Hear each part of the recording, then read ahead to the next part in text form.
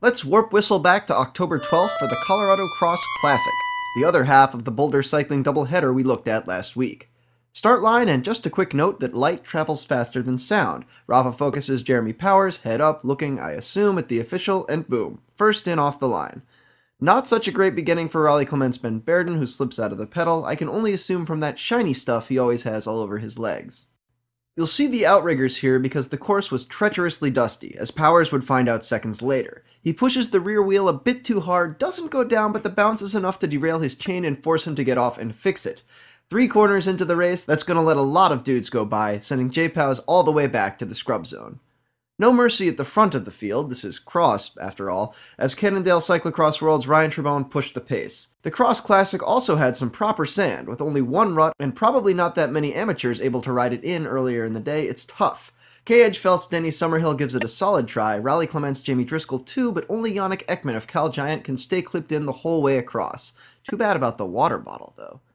A lap in and already gaps were starting to form. Quick note to see Specialized's Todd Wells hammering his way back after getting caught behind Berden at the start. Summerhill remained not at all shy about setting pace, but struggled again with the sand. He's the only member of the lead group to dismount the second time through.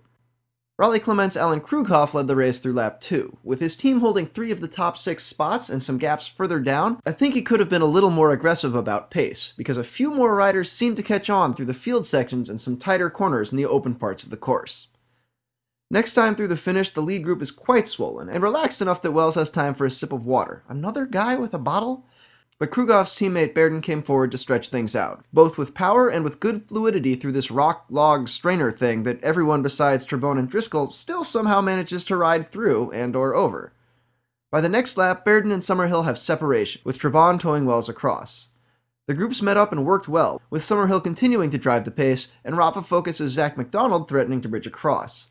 By 3 to go, the gap between the quartet and Chaser was down to 6 seconds, but by the rock logs thing, it was out to almost 10, suggesting McDonald might be waiting, not for Logan Owen, who'd still put in a huge ride to get this close to the front, but for Powers, who'd been moving up from even further down. By 2 to go, the teammates had the leaders in sight. Powers made the connection just before the sand, but watch Summerhill and Berden here. One's all over the place, while the other barely moves. No surprise to see Berden close down a gap, while Summerhill... let's gracefully say he makes Trebon's escape a little bit easier. Still, Berden's no stranger to hunting guys down on the last lap, and seems to have Trebon in his sights the final time through the sand.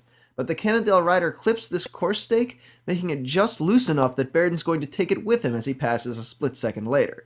My guess is we got a little stick and spokes effect and the Raleigh Clement rider went down. He'd remount, but not until Powers had slipped by, and that's how the positions would stay through the finish, with Trebon taking the win ahead of an impressively rebounding Powers and an unlucky Berden in third. I'm Cosmo Catalano, and that's how the race was won.